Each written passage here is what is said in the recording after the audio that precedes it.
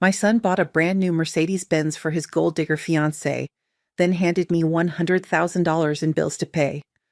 You've saved enough, it's time to help the family out, he said.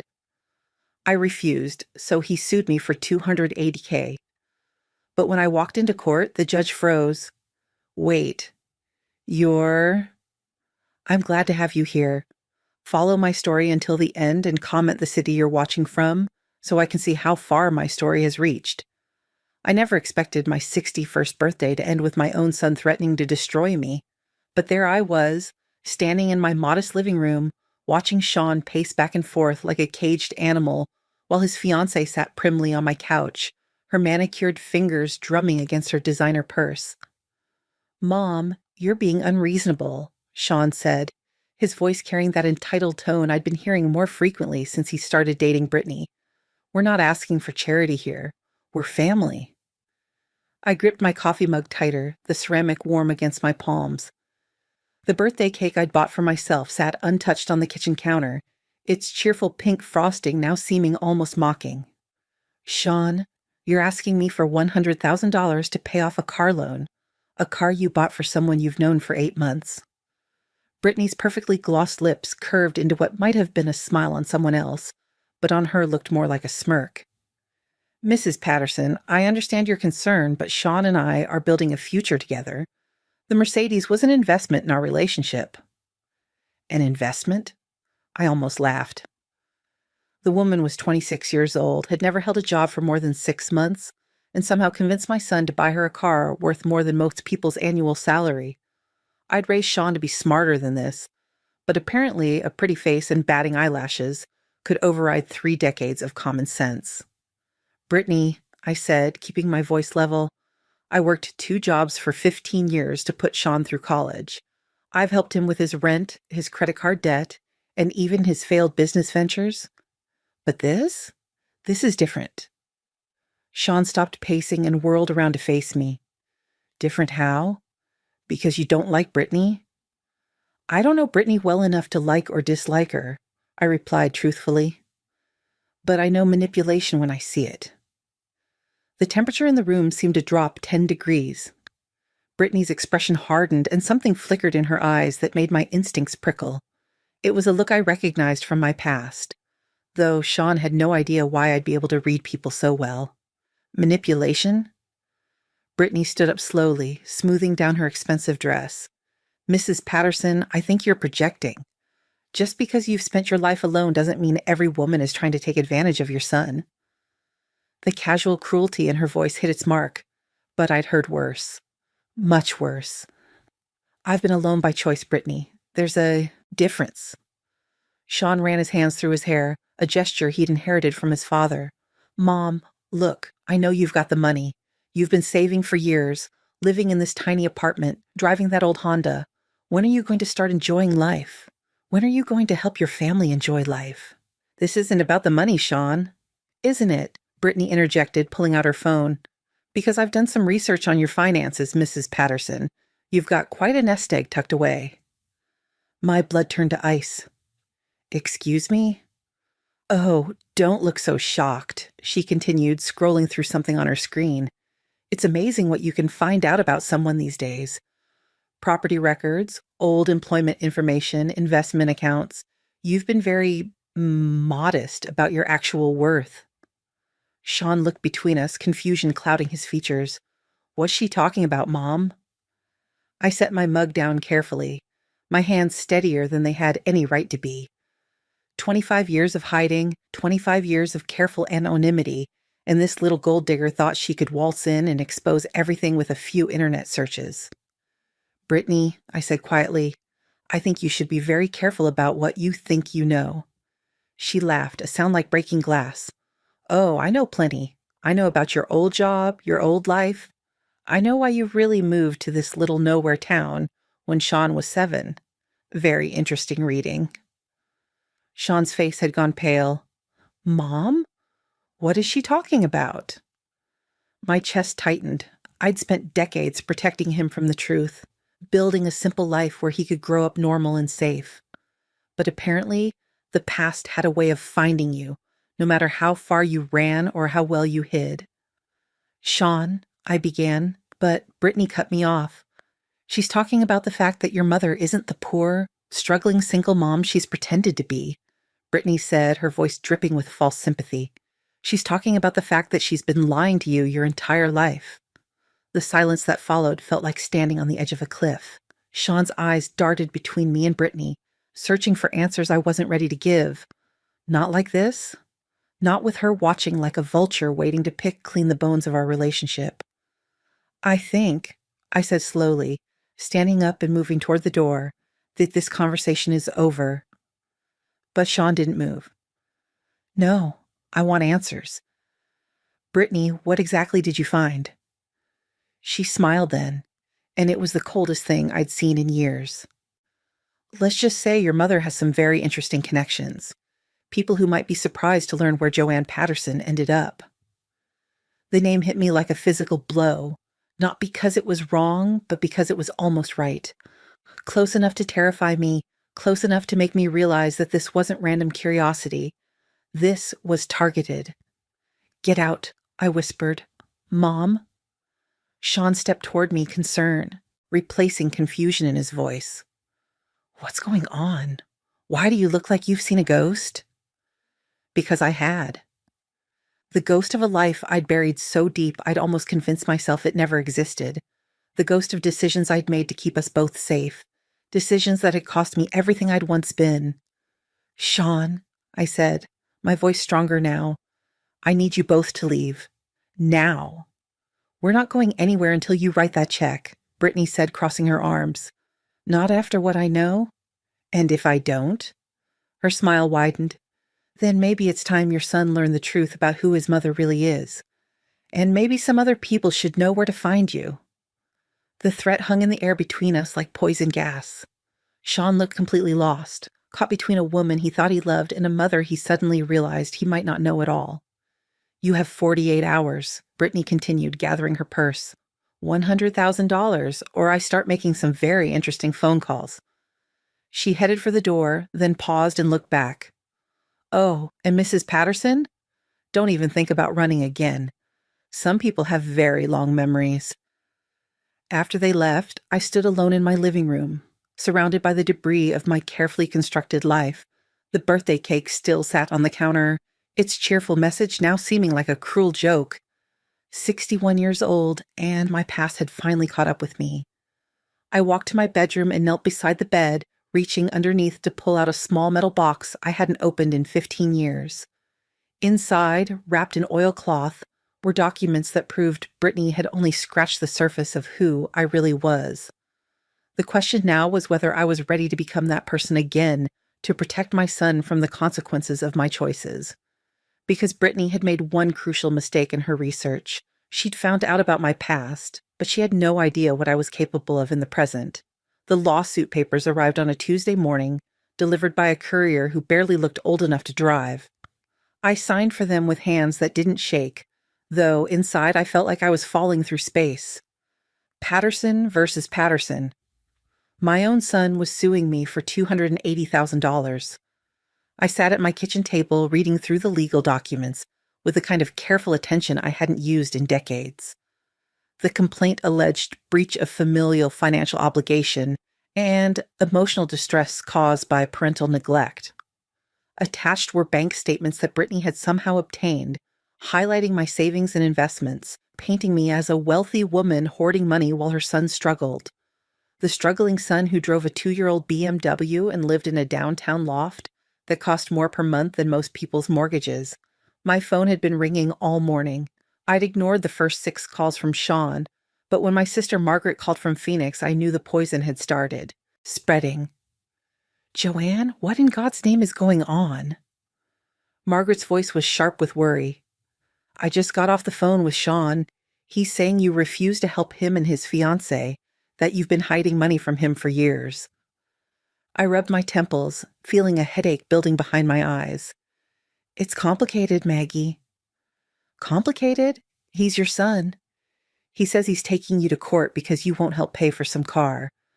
Since when do you have the kind of money that would make this worth suing over? Since always, I wanted to say. Since before you knew me as the quiet single mother who moved to Millbrook with a 7-year-old boy and a story about escaping an abusive relationship.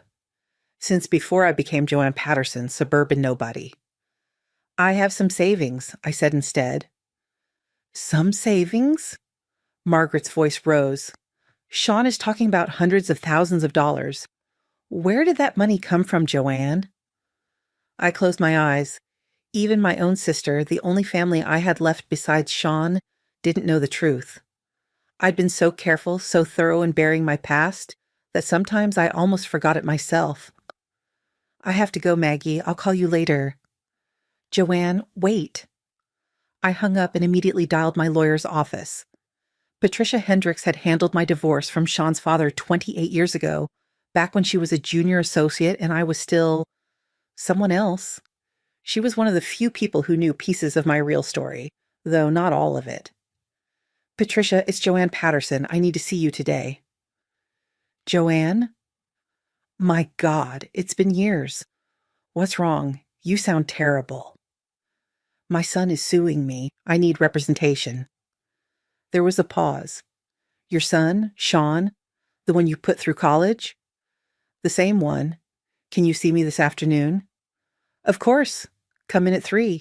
And Joanne? Bring whatever documentation you have. All of it. All of it. Patricia had no idea what she was asking for. After I hung up, I went back to the bedroom and pulled out the metal box again. This time, I spread everything on my bed, Social Security cards in 3 different names, birth certificates, driver's licenses, and employment records that told the story of a woman who had died on paper 25 years ago. Janet Morrison, private investigator specializing in corporate fraud and domestic surveillance, licensed in 4 states with commendations from 3 police departments. The woman who had saved the wrong person's life and ended up needing to disappear. I picked up the newspaper clipping I'd kept all these years. Yellowed and fragile. Local PI instrumental in corruption case. There was my picture, younger, sharper, wearing a confidence I'd spent decades learning to hide. The article detailed how my investigation had brought down a city councilman who'd been taking bribes from construction companies. What the article didn't mention was that the councilman had powerful friends who didn't appreciate having their business, arrangements disrupted, friends who made it clear that Janet Morrison's continued existence was problematic. So, Janet Morrison died in a car accident, her body never recovered from the river, and 6 months later, Joanne Patterson moved to Millbrook with her son, a modest insurance settlement, and a determination to live quietly. The irony wasn't lost on me that Brittany thought she was so clever digging up information about Joanne Patterson. She had no idea she was threatening someone who had once made a living finding people who didn't want to be found. My phone buzzed with a text from Sean. Mom, call me. We need to talk before this gets worse. Before this gets worse, as if suing your own mother wasn't already rock bottom. I was about to respond when another text came through, this one from a number I didn't recognize. Joanne Patterson, or should I say Janet Morrison? Interesting how far you've fallen. Perhaps we should meet. My blood turned to ice. I stared at the message, reading it 3 times before my brain could process what I was seeing. Someone else knew. Someone besides Brittany had connected the dots between my current life and my past. The phone buzzed again. Coffee shop on Main Street. Tomorrow, 10 a.m., come alone or your son learns everything. And I mean everything. I set the phone down with trembling hands.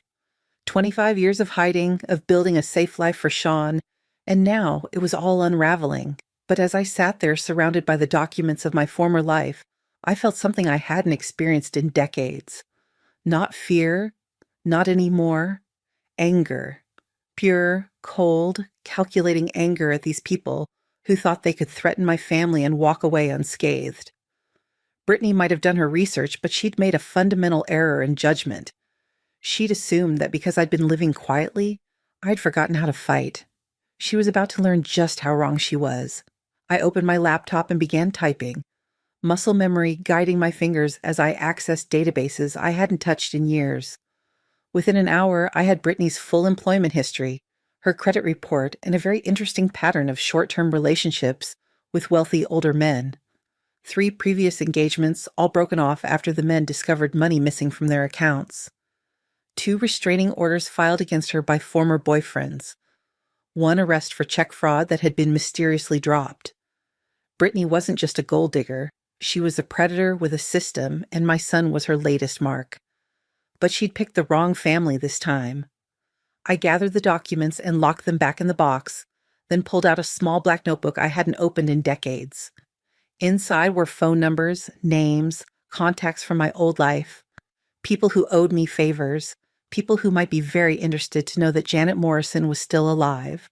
Because if Brittany wanted to play games with my past, she was about to discover that some ghosts were better left buried, and that some people were far more dangerous when you backed them into a corner. I looked at my reflection in the bedroom mirror and saw something I hadn't seen in 25 years. Not Joanne Patterson, the quiet single mother. Janet Morrison was staring back at me, and she was ready for war. The courthouse smelled like old wood and broken dreams. I sat in the hallway outside Courtroom B watching lawyers in expensive suits hurry past with their briefcases and their certainty. Patricia sat beside me, occasionally glancing at her watch and muttering about delays. Judge Morrison is running 20 minutes behind, she said, checking her phone. Traffic accident on the interstate backed everything up. Judge Morrison. The name meant nothing to Patricia, but it hit me like a freight train. David Morrison. It couldn't be the same person, could it? I pulled out my phone and searched for Judge David Morrison's Superior Court. The photo that loaded made my hands shake. Older, grayer, wearing the dignified bearing of a man who'd spent decades on the bench. But those eyes were the same ones that had looked at me 32 years ago with desperate gratitude when I handed him the evidence that cleared his name. David Morrison, the young public defender I'd saved from a trumped-up bribery charge when I was just starting out as a private investigator. The man whose career I'd rescued by proving his accuser was lying, his evidence fabricated by the same corrupt officials I'd later bring down. Patricia, I whispered, I need to use the restroom. She nodded absently, still scrolling through emails. I walked to the bathroom on unsteady legs, gripping the sink as I stared at my reflection. 32 years. Would he recognize me? Did I want him to? When I returned, the bailiff was calling our case. Patterson versus Patterson, docket number 4792. We filed into the courtroom, and I kept my eyes down as we took our seats at the defendant's table. Across the aisle, Sean sat with his lawyer, a sharp-faced woman in a power suit who looked like she charged $500 an hour to ruin families. Brittany sat behind them, wearing a demure navy dress that probably cost more than most people's rent. All rise for the Honorable Judge David Morrison. I stood with everyone else, my heart hammering against my ribs. When I finally looked up, our eyes met across the courtroom and time stopped. He froze. Completely, utterly froze, his mouth slightly open, the papers in his hand forgotten. For a moment that felt like an eternity, we stared at each other, and I saw recognition dawn in his eyes. Not of Joanne Patterson, suburban single mother. Recognition of Janet Morrison, the woman who had saved his life and career when he was just 28 years old. Your Honor? The court reporter looked up expectantly. Judge Morrison blinked, shaking his head slightly as if clearing water from his ears. Yes, please. Be seated. His voice was rougher than it should have been, and his eyes kept drifting back to me with a mixture of shock and something that might have been concern. Sean's lawyer stood up, launching into her opening statement about familial obligation and the responsibilities of wealthy parents to their struggling children.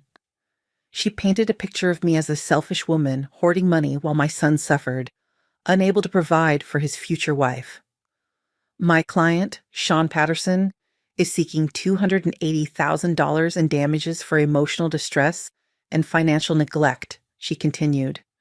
Mrs. Patterson has a documented net worth of over $800,000, yet refuses to help her son in his time of need. $800,000, I almost laughed. If they only knew. Patricia stood for our response, outlining my history of supporting Sean, the college tuition I'd paid, the business loans I'd co-signed, the countless times I'd bailed him out of financial trouble. This is not a case of neglect, Your Honor. This is a case of an adult son who feels entitled to his mother's life savings to support an extravagant lifestyle. Throughout the proceedings, I could feel Judge Morrison's eyes on me. He was struggling to maintain his composure, and I wondered if anyone else could see it. Finally, he called for a recess.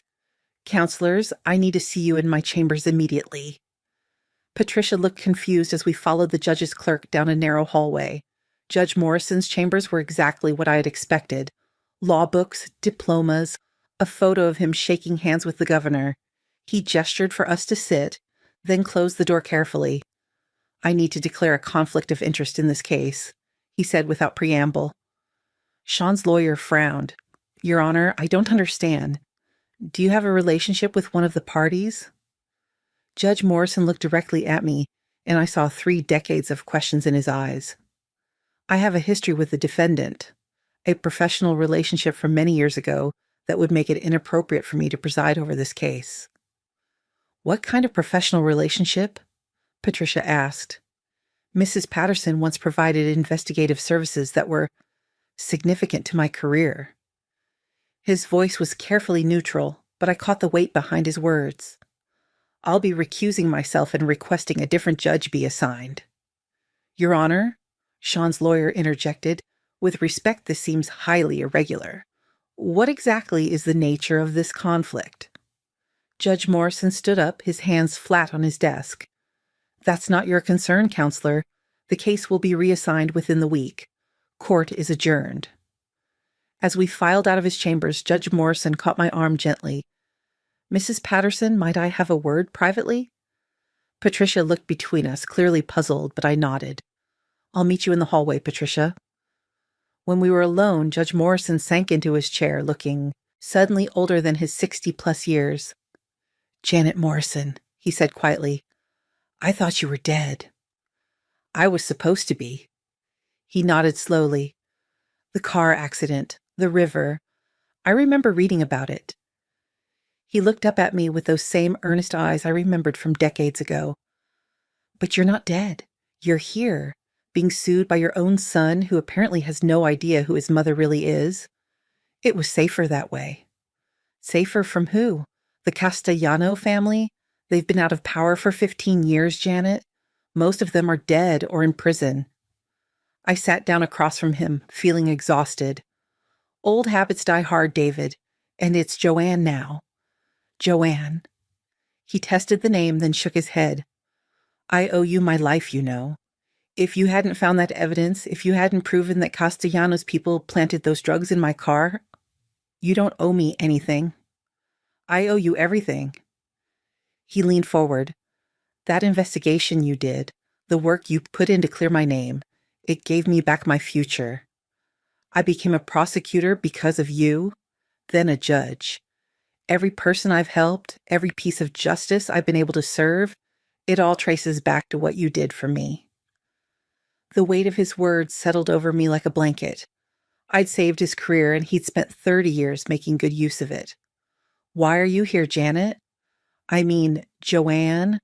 Why are you living like this, hiding who you are? And why is your son suing you?" I told him everything about Brittany, about the threats, about the mysterious text messages from someone who knew my real identity, about 25 years of keeping Sean safe by keeping him ignorant. When I finished, Judge Morrison was quiet for a long moment. "You know," he said finally, "there are ways to handle predators like this Brittany. Legal ways, ways that don't require you to keep hiding." "David." "Judge Morrison in public," he corrected with a slight smile. "But in private, I'm still the scared young lawyer you saved all those years ago, and I think it's time someone returned the favor." He pulled out a business card and wrote something on the back. "This is the number for Detective Sarah Chen. She runs the Financial Crimes Unit now. Tell her I sent you and tell her you have information about a pattern of relationship fraud. Don't mention your real name unless you have to." I took the card, my fingers trembling slightly. "David, I can't ask you to—" "You're not asking. I'm offering." He stood up, his judicial bearing returning. "Your son is going to learn the truth eventually, Joanne. The question is whether he learns it from you or from people who want to hurt you both." As I left his chambers, I felt something I hadn't experienced in decades. Hope. Not just that I could protect Sean, but that maybe, just maybe, I could stop running. In the hallway, Patricia was pacing, her face tight with confusion. "Joanne, what the hell was that about? How do you know Judge Morrison, and why did he recuse? Himself?" "It's complicated," I said, the same words I'd been using for 25 years. "Complicated doesn't begin to cover this," she replied. "The opposing counsel is already filing motions, claiming judicial misconduct. They want to know why a sitting judge has a conflict of interest with a suburban single mother." I looked back toward Judge Morrison's chambers, where he was probably already making calls to ensure the case got assigned to someone who would handle it fairly. Someone who wouldn't have 30 years of gratitude clouding their judgment. "Patricia," I said quietly, "how long have we known each other?" 28 years, since your divorce." "Why?" "In all that time, have I ever lied to you?" She considered this. "No. Omitted things maybe. Been mysterious about your past, but never lied. I'm not lying now when I tell you that everything is about to change. For Sean, for me, for this whole situation, and when it does, I'm going to need you to trust me." Patricia studied my face, and I saw the exact moment she realized she'd never really known me at all. "Jesus, Joanne, who are you really?" I thought about Judge Morrison's words, about Detective Chen's card in my pocket, about the choice I was going to have to make. Keep hiding and hope Brittany got bored, or step back into the light and deal with the consequences. "I'm someone who's been hiding for a very long time," I said, "but I think it's time to stop." The next hearing was scheduled for the following week, with a new judge who wouldn't recognize me. But by then, if everything went according to plan, the person sitting at the defendant's table wouldn't be the same woman who'd walked into David Morrison's courtroom that morning. It was time for Sean to meet his real mother, and for Brittany to discover exactly what kind of person she'd been trying to blackmail. The coffee shop meeting never happened. At 9:45 a.m., I was sitting 3 tables away from the designated spot when I watched Detective Sarah Chen arrest a man I recognized from newspaper photos taken 20 years ago.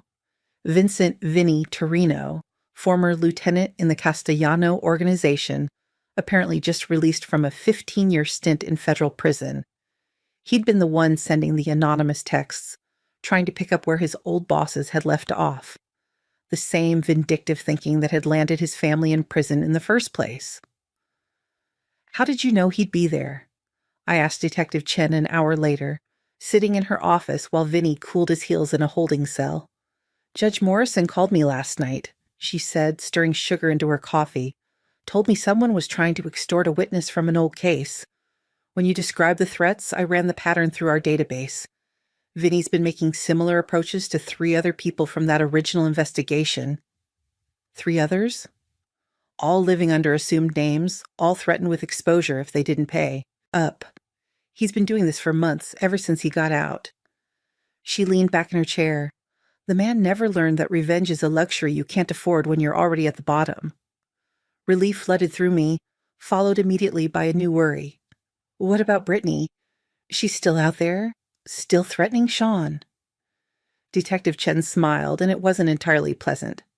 "About that, Judge Morrison wasn't the only person who made calls last night. It turns out your future daughter-in-law has warrants in 2 states: fraud, identity theft, and violation of a restraining order in California." "Warrants?" "She's been very busy. The California warrant is particularly interesting. Apparently, she convinced a 70-year-old widower to liquidate his retirement account for a business investment that never materialized. When he tried to report her, she filed a countersuit claiming he'd sexually assaulted her." I felt sick. Did he? Security cameras from his assisted living facility proved otherwise. She's facing federal charges for elder abuse and fraud. Detective Chen pulled out a file thick with documents. We've been tracking her for 6 months, but she kept moving, changing names. Your son's lawsuit actually helped us locate her. The irony was bitter. Sean's attempt to destroy me had led directly to his fiancée's arrest. When will you take her into custody? We already did. This morning, about an hour after we picked up Vinny. She was at your son's apartment packing to leave town. My phone buzzed with a call from Sean. I'd been ignoring him since yesterday, but now I should take this. Detective Chen nodded. Go ahead. But don't tell him about the arrests yet. Let him figure some things out on his own first. I stepped into the hallway and answered. Sean. Mom, where the hell is Brittany? His voice was frantic, scared. She was supposed to meet me for lunch, but she never showed.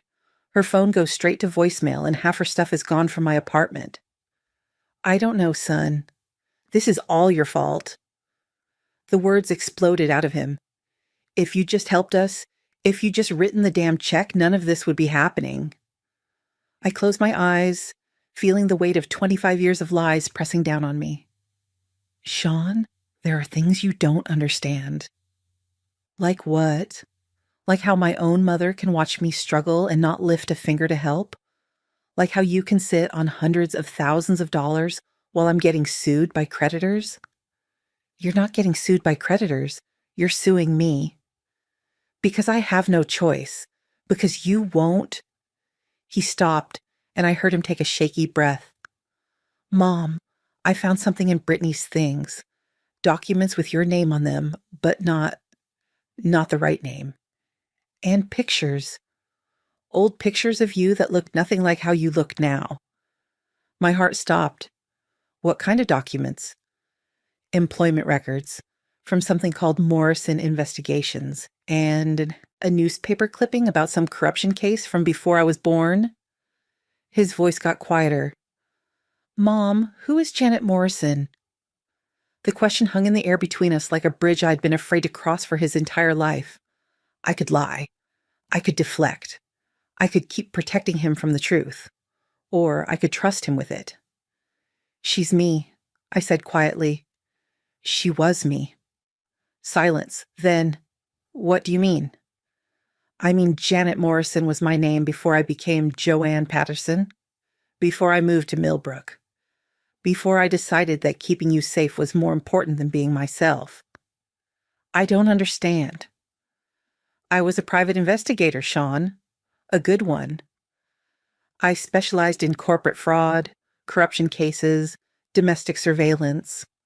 I had a license, an office, employees. I was successful. But why did you change your name?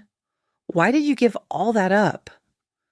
I leaned against the wall, feeling every one of my 61 years, because I saved the wrong person's life, and it almost got us both killed. I told him everything about the Castellano investigation, about Judge Morrison, about the threats that forced me underground, about the choice I had made to die on paper so he could live freely. When you were 7 years old, I said, 3 men came to our house in the middle of the night. They wanted me to recant my testimony, to say I'd lied about the evidence. When I refused, they made it clear that you were their next target. Jesus, Mom. So Janet Morrison died in a car accident that never happened, and Joanne Patterson moved to a quiet town where no one asked questions about a single mother with a fresh start. I gave up everything, my career, my identity, my life, to keep you safe. But why didn't you tell me? All these years, why didn't you? Because the best way to protect a secret is to never tell it. Because I wanted you to have a normal childhood, not one where you looked over your shoulder and jumped at shadows. Because I thought I could keep you safe forever by keeping you ignorant. The silence stretched so long I thought he'd hung up. Finally, the money, the savings you have, that's from before, isn't it? From when you were Janet Morrison. Some of it. I was careful, diversified, moved things around. Enough to disappear completely if I had to. $800,000. His voice was numb. Closer to 1.2 million, actually. Your lawyer's research wasn't very thorough. Another long pause. Brittany knew, didn't she?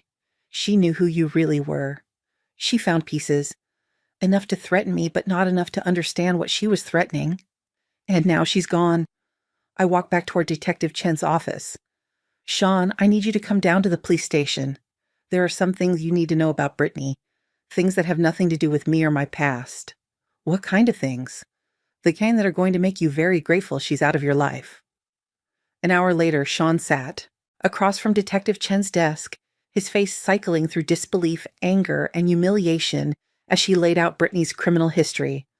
The fake names, the previous victims, the pattern of targeting lonely or vulnerable men. She chose you specifically, Detective Chen explained.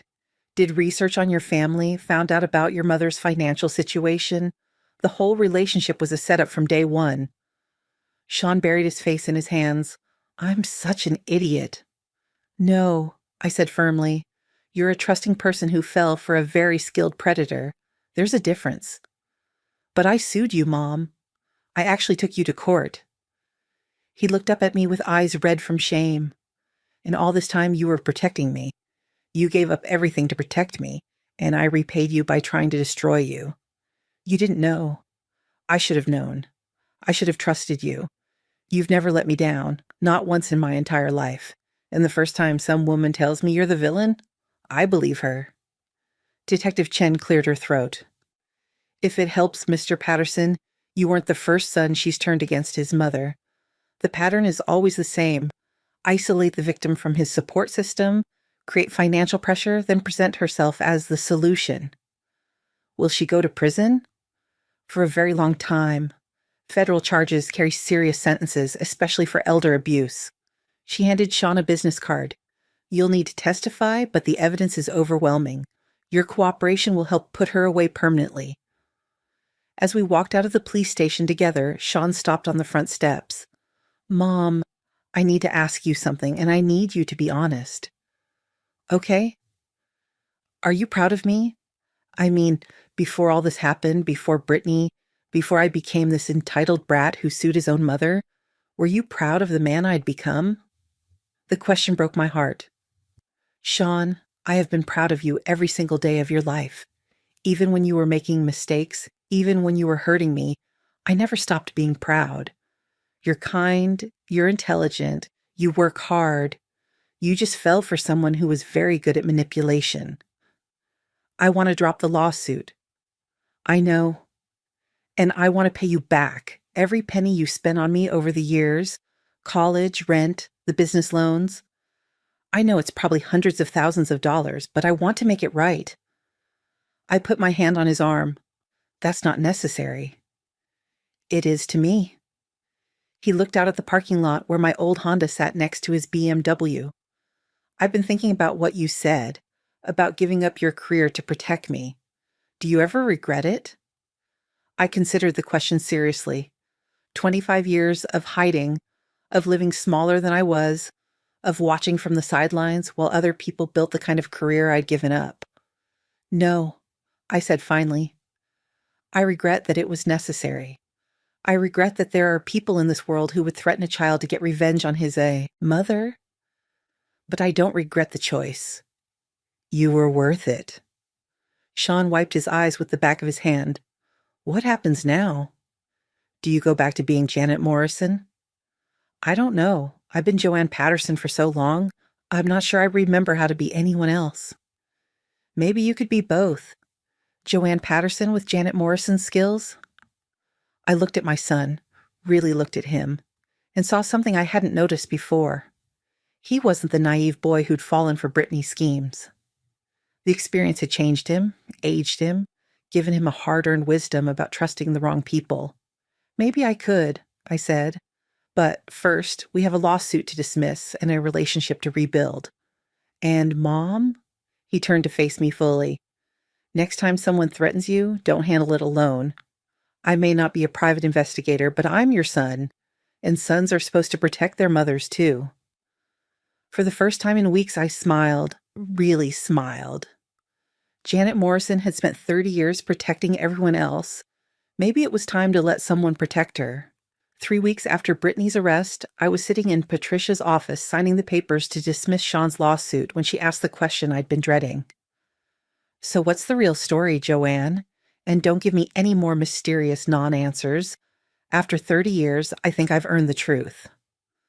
I set down the pen and looked at my lawyer, my friend, the woman who had helped me navigate my divorce when I was still pretending to be someone I wasn't.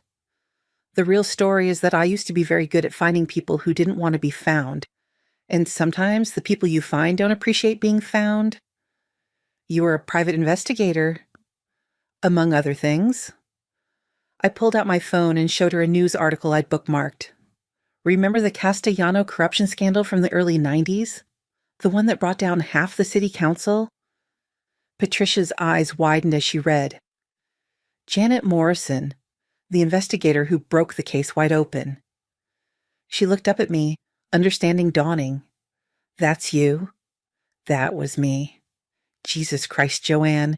You brought down the most powerful crime family in the state. No wonder you went into hiding. She set the phone down carefully. But why come out now? What's changed? Before I could answer, my phone rang. Detective Chen's name appeared on the screen. Excuse me, I told Patricia, stepping into the hallway. Sarah, what's the update? We got a problem, Detective Chen said without preamble. Brittany's talking. She's trying to cut a deal by giving up information about other scams she's been running. One of them involves your son's business. My stomach dropped. What do you mean? Apparently, she didn't just target Sean romantically. She also invested $25,000 in his consulting firm 6 months ago. Money that came from one of her elderly victims in California. Sean doesn't know? Not yet. The money came through a shell company she set up. On paper, it looks like a legitimate investor. But it's stolen money, Joanne, which means his business is technically built on the proceeds of elder fraud. I closed my eyes, leaning against the wall. Even from prison, Brittany was still poisoning our lives. What does this mean for Sean? If the feds want to be hard-nosed about it, they could seize his business assets as proceeds of crime. More likely, they'll just want the money back, but that could bankrupt him. How much? The original $25,000 plus 6 months of profits she's entitled to as an investor. Probably close to $40,000 total. $40,000. For most people, a devastating blow. For me, barely a dent in my hidden savings. Sarah, if I pay back the victim directly, can we keep Sean out of this? Possibly. But you'd have to move fast, and you'd have to do it quietly. Once the federal prosecutors get involved, it becomes a lot more complicated. After I hung up, I stood in the hallway for a long moment, thinking about patterns. About how the past keeps reaching forward to complicate the present. About how protecting the people you love sometimes means making decisions they wouldn't want you to make. I went back into Patricia's office and told her about the call. So what are you going to do? She asked.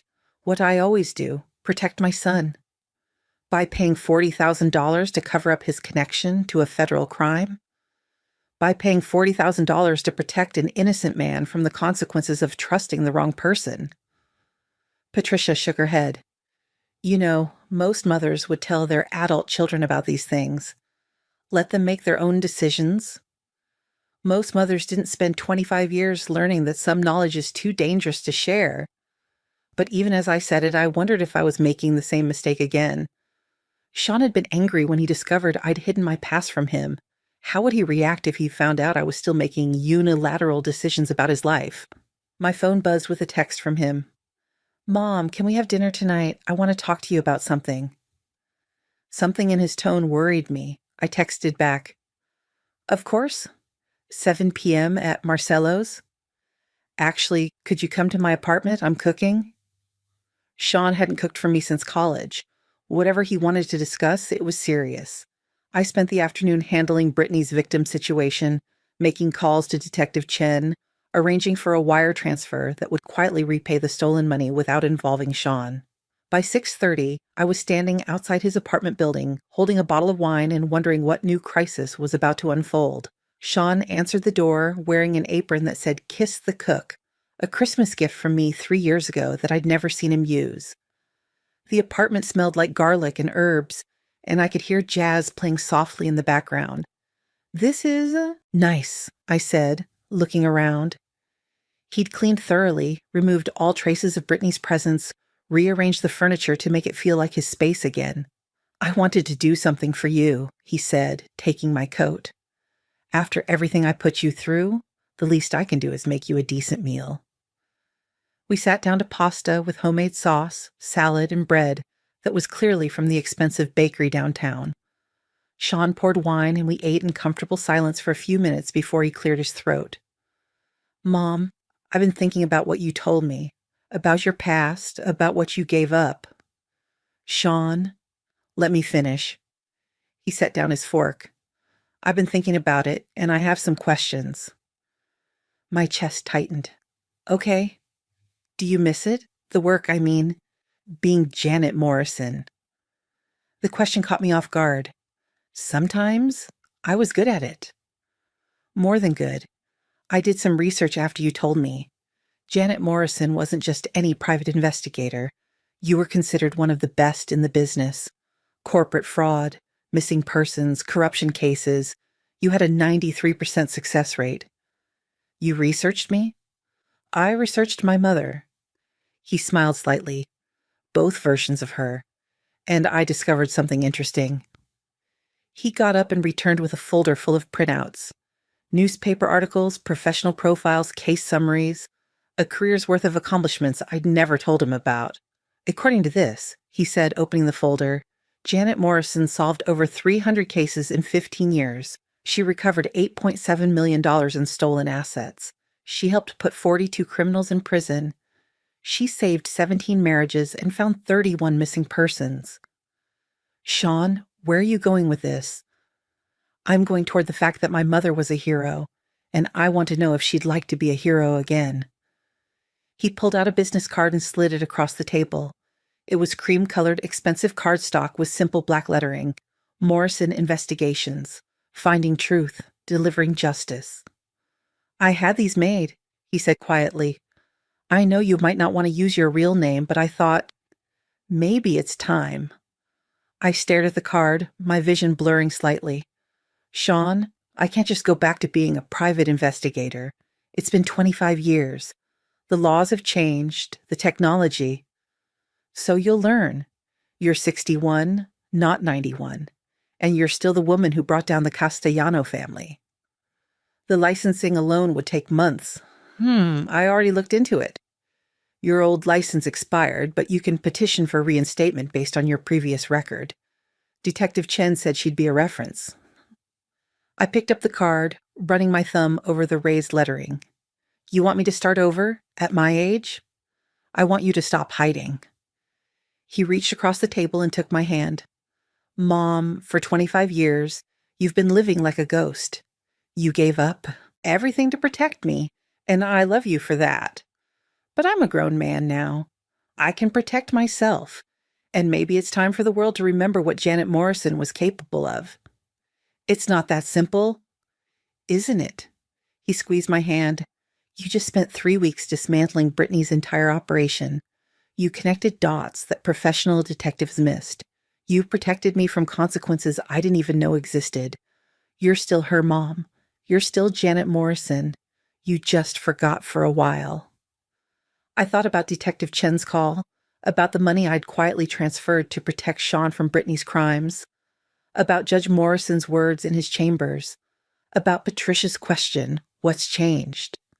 What had changed was that I was tired of hiding, tired of being smaller than I was, tired of pretending that Joanne Patterson was enough when Janet Morrison was still inside me, still capable, still needed. There's something I need to tell you, I said. Sean's expression grew concerned. What? I told him about Brittany's investment in his company, about the stolen money, about the transfer I'd made that afternoon. His face went through several emotions: shock, anger, gratitude, frustration. You paid $40,000 without telling me? I protected you from a federal crime investigation by making decisions about my life without consulting me. He ran his hands through his hair. Mom, this is exactly what I'm talking about. You're still trying to handle everything alone. I was trying to protect me, I know. But I don't need protecting anymore. I need a partner, someone who trusts me enough to let me help carry the load. He stood up and walked to the window, looking out at the city lights. If you're going to be Janet Morrison again, you can't keep being Joanne Patterson, too. You can't keep hiding things from the people who love you. What are you saying? He turned back to me. I'm saying if you restart Morrison Investigations, I want to work with you. Sean, you have your own business? Built on stolen money, apparently. He laughed bitterly. Maybe it's time for a career change anyway. You don't know anything about investigative work. I know about business, about finance, about technology, and I know about being betrayed by someone you trust. His voice got quieter. I know what it feels like to need someone to find the truth when everyone else is lying to you. I looked at the business card again, at the name I'd carried in secret for 25 years. Janet Morrison, the woman who'd been buried in a car accident that never happened. It would be dangerous, I said finally. The work we'd take on, the people we'd be investigating, it's not always safe. Neither is hiding. We'd have to start small, build a reputation all over again. We'd have each other. I stood up and walked to him at the window. Below us, the city sprawled out in all directions, full of secrets and lies, and people who needed someone to find the truth. Partners? I asked. Partners, he confirmed. For the first time in 25 years, I felt like myself again. Not Joanne Patterson, the woman who'd spent decades making herself smaller and quieter and safer. Janet Morrison, the woman who found people who didn't want to be found. And this time, she wouldn't be working alone. 6 months later, I stood in the doorway of our new office, watching Sean install the last piece of surveillance equipment we'd need for our first major case. The frosted glass door read Morrison and Associates Investigations in gold lettering, and every time I saw it, I felt a small thrill of recognition. I was Janet Morrison again. Officially, legally, completely. The process had been more complicated than Sean had anticipated. Reinstating my private investigator's license required testimony from 3 character witnesses, including Judge Morrison and Detective Chen. I'd had to sit for updated certification exams, prove my knowledge of current technology, and undergo a thorough background check that nearly gave me panic attacks until I remembered that Janet Morrison had nothing to hide. The most difficult part had been the legal resurrection. Changing my name back, updating Social Security records, dealing with banks and credit agencies that couldn't understand how someone could be legally dead for 25 years and then come back to life. Patricia had handled most of it, muttering about paperwork nightmares and bureaucratic impossibilities. "The cameras are live," Sean announced, climbing down from a stepladder. "Motion-activated night vision feeds directly to the secured server. We're ready for Mrs. Kellerman tomorrow." Mrs. Kellerman was our first real client, a 72-year-old widow who suspected her live-in caregiver was stealing from her but couldn't prove it. The local police had dismissed her concerns as the paranoid delusions of an aging mind. Her children thought she was developing dementia. But Mrs. Kellerman had tracked our activities through Detective Chen, who'd mentioned our services to victims of elder abuse. She'd driven 90 minutes to our office, sat across from my desk, and told her story with the clear, sharp intelligence of someone whose mind was perfectly intact. "They think I'm crazy," she said, "but I know what I know. Money is disappearing from my accounts. Jewelry is going missing. And that woman, Sandra, she thinks I'm too old and stupid to notice." It was exactly the kind of case Janet Morrison had always excelled at. The overlooked victim, the predator hiding in plain sight, the truth that everyone else was too busy or too biased to see. "Are you nervous?" Sean asked, packing away his tools. "About tomorrow?" "No, about being back in this business?" I considered the question. A little. The truth was, I felt more like myself than I had in decades. During the months of preparation as we'd set up the office and taken courses and rebuilt my credentials, I'd remembered why I'd loved this work. The puzzle of human behavior, the satisfaction of uncovering hidden truths, the justice of protecting people who couldn't protect themselves. But I was also 61 years old, working with technology that hadn't existed when I was last in the field. The learning curve had been steep, and there were moments when I'd wondered if I was too old to start over. "Mom," Sean said, using the tone that meant he had something serious to say, "I want you to know something." "What's that?" "These last 6 months, watching you become yourself again, it's been incredible. You're more confident, more engaged, more alive than I've ever seen you." I smiled, touching the nameplate on my desk. I forgot how good it felt to be good at something. You were always good at things. You just convinced yourself that being small was safer. It was safer. For you. But not for you. He sat down across from my desk in the chair where clients would sit. I've been thinking about that a lot. About how you spent 25 years making yourself smaller to protect me. And I realized something. What? You weren't just protecting me from physical danger.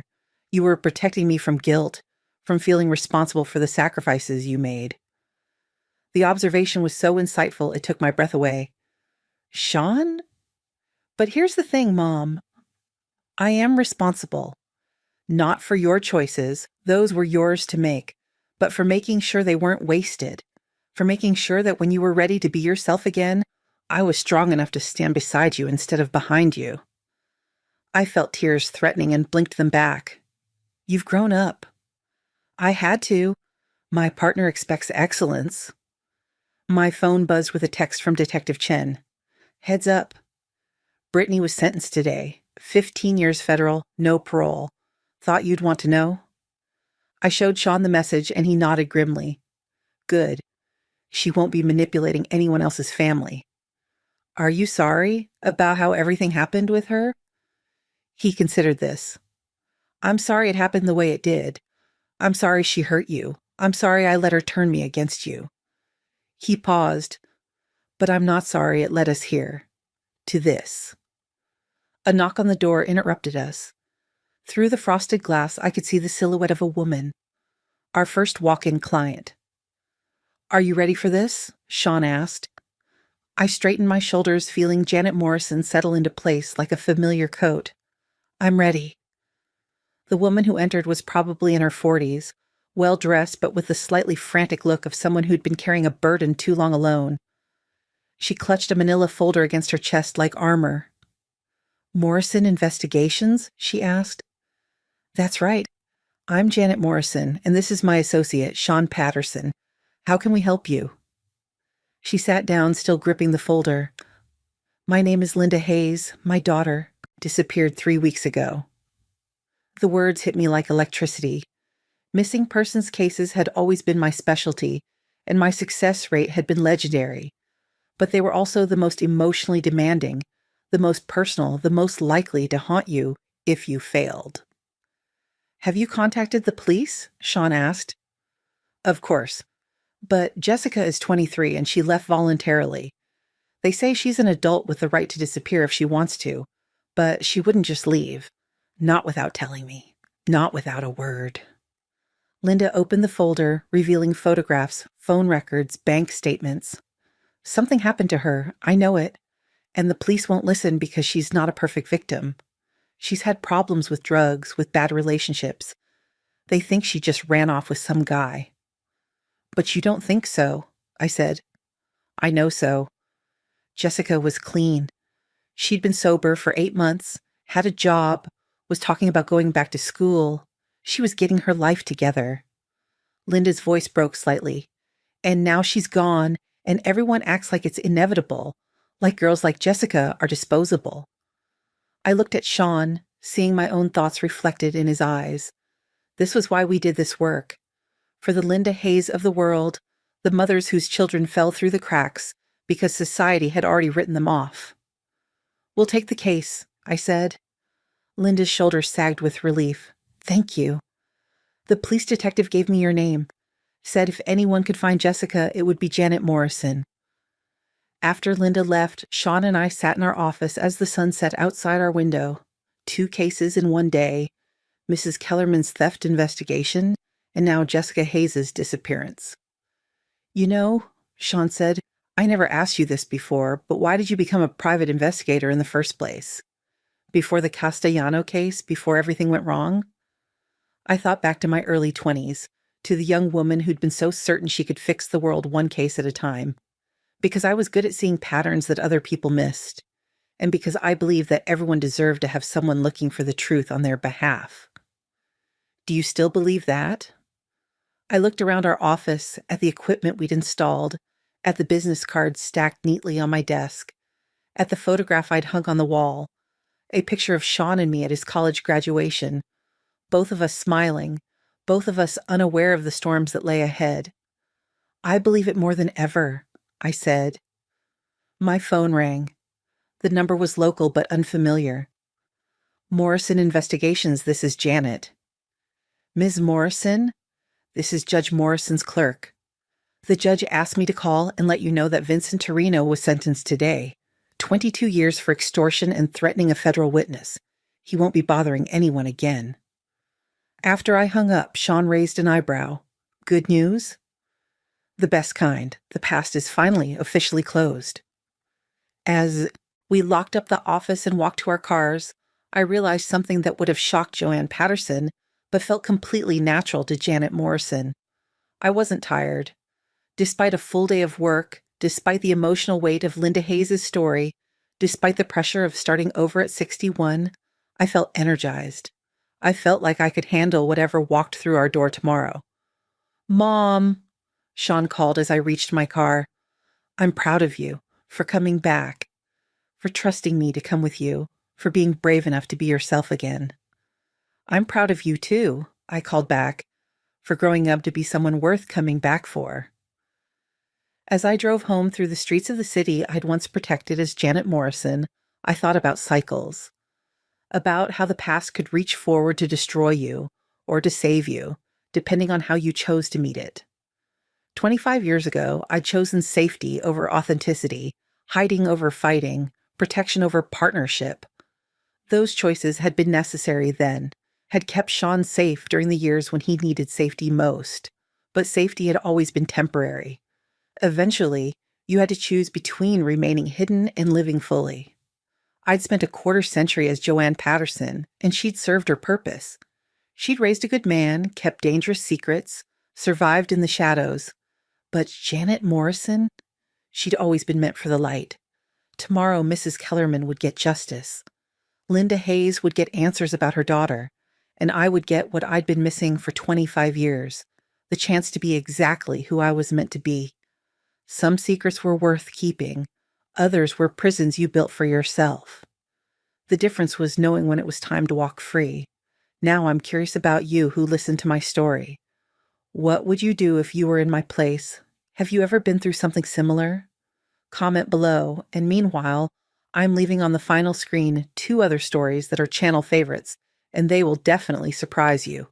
Thank you for watching until here.